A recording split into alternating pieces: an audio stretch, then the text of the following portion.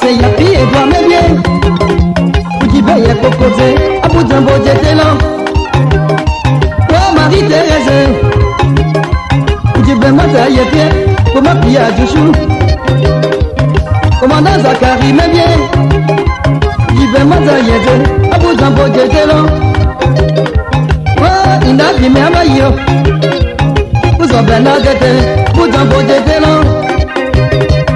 Bien là c'est moi,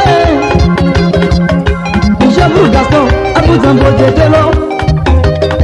À bout en soi, blesse me bien. À bout y'a pas de dîner, à bout d'un beau j'étais là. Oh, à deux fois financier à Bailly. Où tu fais les caniers, à bout d'un beau j'étais là. Le bébé à l'envoi, aide-moi pas sauver, moi c'est le point j'étais là. Y'a un y'a tête à l'être.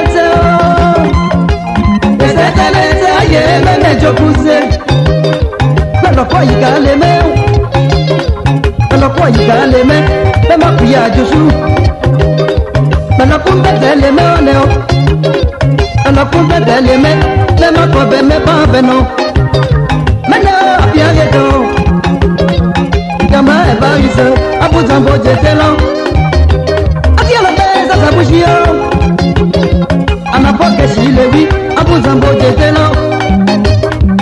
Ajoute de la côte à mes biens. A vos bons pour quelqu'un, ça vient bien avant ma bonation. A pour gâcher son linge, j'aime bien. Allez, vous qu'elle est bien, ça vient bien avant ma bonation. Ok, il pense bien le bain. Ok, il pense bien le bain, alors vous pensez bien dire. Avec quoi si vous pensez bien.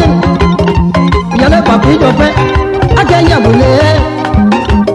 Ça y est, ça va pas, non, vous pensez à jamais faire, y'a boulé. Il y a le papier de pain, allez, y'a boulé. Je suis pas Laurent, t'aimes bien. Vous dites les cagnesses, à bout d'un beau j'étais là. Ça va se lever, mais croyez-moi, moi, me croyez-moi, mais pas le mot, mais pas un mot, mais pour les nègres, mais oh.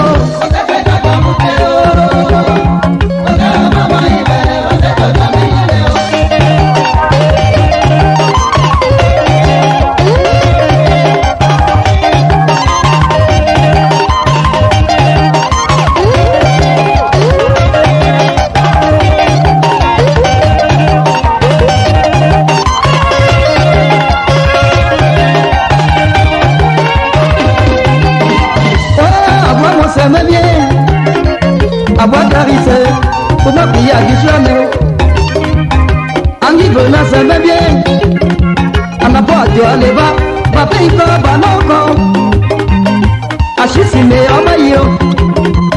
On s'est pour ça, Clément, à bout d'un beau j'étais là. Ouah, ça roule, ça fait me bien, ça roule tout fiqué, à bout d'un beau j'étais